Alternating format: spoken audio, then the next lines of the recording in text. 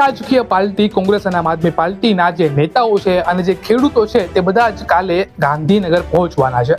હજારોની સંખ્યામાં જે ખેડૂતના ટ્રેક્ટર હશે તે ત્યાં મોજૂદ હશે અને ટ્રેક્ટર સિવાય અમુક લોકો તો એવા પણ છે કે જ્યાં આંદોલનના રૂપ તરીકે બસમાં, કારમાં કે જે સાધન મળે તે સાધનમાં તેઓ ગાંધીનગર અત્યારે પહોંચે છે. હવે વાત અહીંયા ખાલી વીજપોલની નથી. જો આપણે ગુજરાતના ખેડૂતની વાત કરીએ તો ખાલી એ જે ખેડૂત છે એ વીજપોલથી જ ખાલી હેરાન નથી થતા, એને એના સાચા ભાવ નથી મળતા. એ જ ભાવ કે જે સરકાર એનાથી જ પૈસા કમાય છે. આ વાત આપણે કરીએ કે ભાઈ મગફળીની વાત કરીએ તો મગફળી ટેકાના ભાવે કે કોઈ વ્યાપારી આવે તો એ 1200 કે 1300 રૂપિયામાં વેચાય છે. હવે એ જ મગફળી જે બહાર મોકલે છે આજે સરકાર એ 1200 કે 1300 રૂપિયામાં નથી મોકલતી, એનાથી ડબલ કે ટ્રિપલ ભાવમાં આપણને નહીં ખબર હોય કે કેટલા ભાવમાં એ મગફળી બહારની બીજી કન્ટ્રીની અંદર આપણી જ સરકાર વેચે છે અને જે બાકીનો જે સમયગાળો હોય, જે બાકીનો તફાવત હોય એ પોતે આખી સરકાર ખાઈ જાય છે. હવે વાત થાય કંપનીની, તો કે ભાઈ કંપની જે છે એ એના પ્રોફિટ માટે આ જે લાઈન છે ને નીકાળે છે.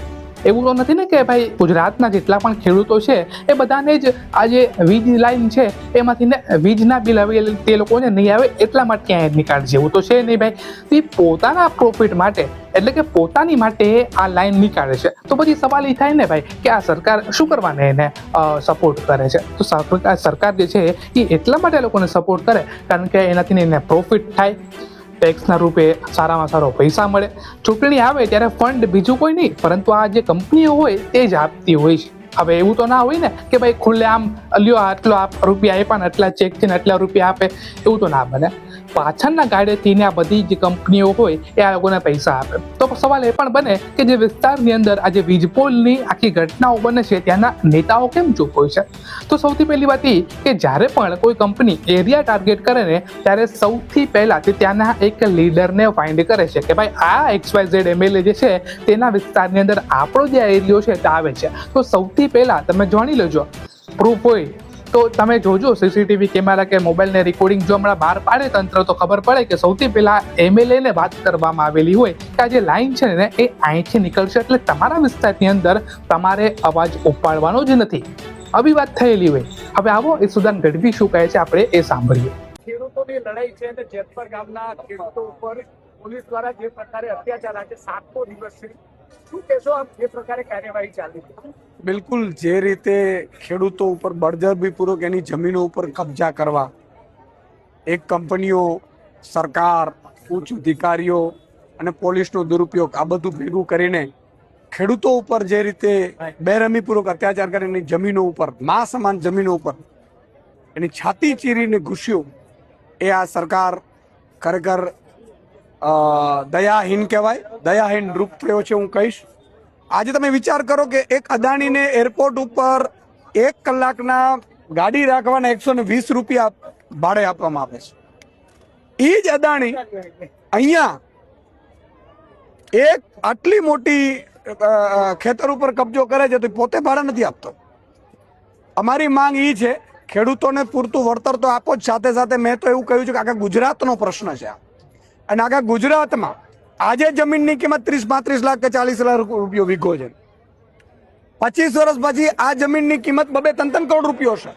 તો સ્ટેટ લેવલની કમિટી બનાવો અને 25 વર્ષ પછીની જમીન એની કંપનીઓનો પ્રોફિટ એ પ્રમાણે વળતર આપો અથવા તો ખેડૂતોને, જે અસરગ્રસ્ત ખેડૂતો હોય એને પ્રોફિટમાં ટકાવારી આપો, એવી અમે માંગ કરી છે.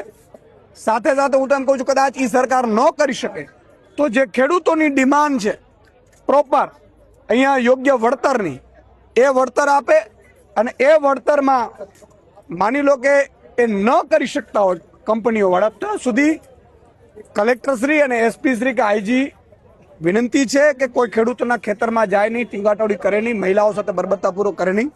આજે પંકજભાઈ આખી ટીમ 7 દિવસથી અમારી અહીંયા છાવણીઓમાં મોજૂદ છે અને જ્યાં જ્યાં ખેડૂતની સાથે જરૂર પડશે અમે સાથે રહીશું. 15 તારીખે ટ્રેક્ટર રેલી છે, એમાં આમ આદમી પાર્ટીનું શું સ્ટેન્ડ રહેશે? આમ આદમી પાર્ટી આ રેલીમાં સહયોગ આપશે. આ ખેડૂતોની રેલી છે, કોઈ પાર્ટીની રેલીઓ નથી. આ ખેડૂતો માટેની છે અને અમે અમારી ટીમને પણ બધાને સૂચના આપી છે, સૂચિત કરીએ છીએ અને અમારી ટીમ પણ ગાંધીનગર જે ખેડૂતો માટેની લડત છે એ રેલીમાં આમ આદમી પાર્ટી મજબૂતાઈથી જોડાશે, ખેડૂતો સાથે છે. દરેક ખેડૂતને કહેવા માંગુ છું કે આ પહેલા પણ હળદર કાંડ થયું હોય, તમે જુઓ કે કડદા કાંડ હોય, કે આગામી સમયમાં જેટલા પણ ખેડૂતોની સમસ્યાઓ આવશે, આ મામલે આમ આદમી પાર્ટી ખેડૂતો સાથે છે, હતી અને રહેશે. कानून लाने के लिए आपने बात की, केंद्रीय समिति की भी बात की. मैंने मुख्यमंत्री को लेटर लिखा है. मैंने पूरे गुजरात के किसानों, उनके प्रतिनिधि मंडल से मीटिंग की है, अफसरों से मीटिंग की है, एक्सपर्ट से मीटिंग की है, और उस निष्कर्ष पे मैं आया हूं कि भाई ये पूरे गुजरात का सवाल है.